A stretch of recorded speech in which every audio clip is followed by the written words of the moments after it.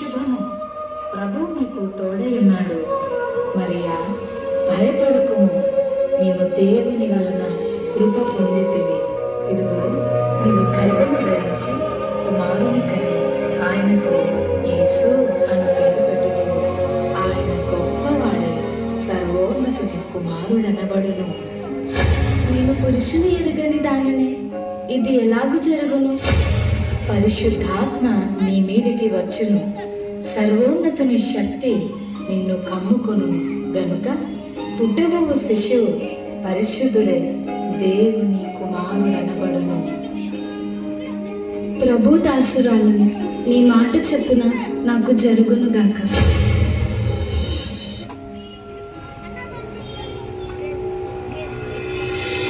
ఆమె భర్త అయిన యోసేపు నీతిమంతుడై ఉండి ఆమెను అవమానపరచనలక రహస్యముగా ఆమెను విడనాడని ఉద్దేశించి అతడు ఈ సంగతులను గురించి ఆలోచన చేయుచుండగా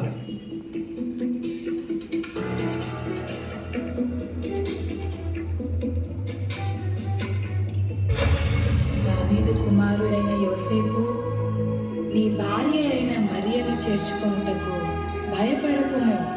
ఆమె గర్భము ధరించినది పరిశుద్ధాత్మ వలన కలిగినది. ఆమె ఒక కుమారుని కనును. తన ప్రజలను వారి పాపముల నుండి ఆయనే రక్షించును గనుక ఆయనకు యేసు అను పేరు పెట్టుదువు. యోసేపు నిద్ర మేలుకొని ప్రభువు దూత తనకు ఆజ్ఞాపించిన ప్రకారం చేసి తన భార్యను చేర్చుకొనెను.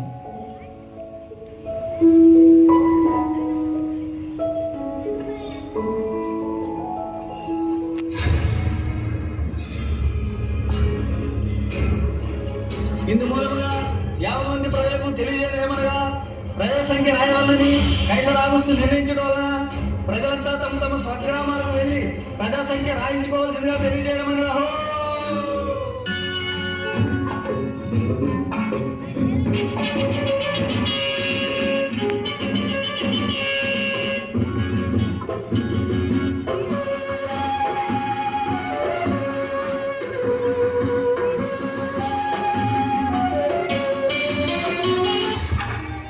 అమ్మా, నా భార్య నిండిచ్చు కదా, మీ ఇంట్లో కొంచెం స్థలం ఇస్తారా? క్షమించండి అయ్యా, మేమే చాలా మంది ఉన్నాం, మా ఇంట్లో మీకు స్థలం లేదు.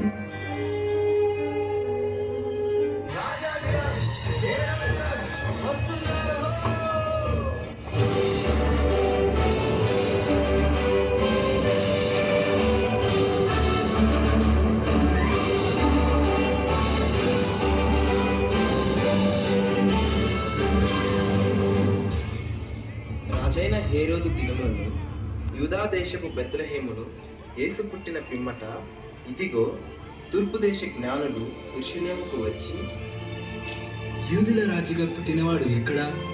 తూర్పు దిక్కున మేము ఆయన నక్షత్రమును చూచి ఆయనను పూజింపవచ్చితిమి. చిత్తం మహాప్రభు. క్రీస్తు ఎక్కడ పుట్టును?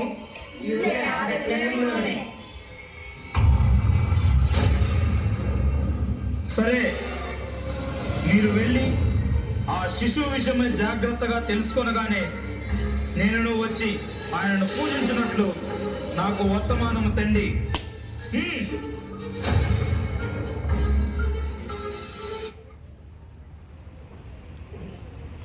ఓటమి ఎరుగని హేరోదు రాజును మరి ఒక రాజును పూజించడమా? అసంభవం.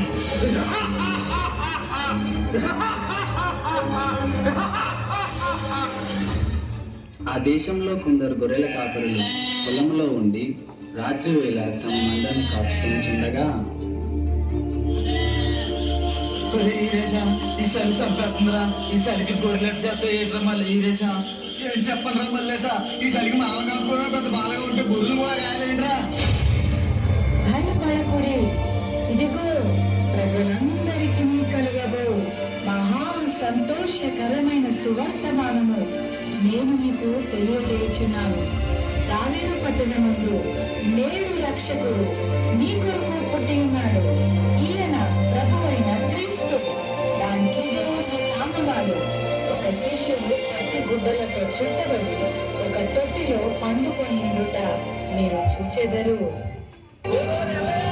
మన కోసమే బెత్లెహేములో యేసే పుట్టాడంట. అవునా మల్లన్న? బెత్లెహేములో మన కోసమే యేసే పుట్టాడంట. రండి ఎలా రండి? యేసే చూద్దాం పదండి. ఎలాగా మల్లన్న?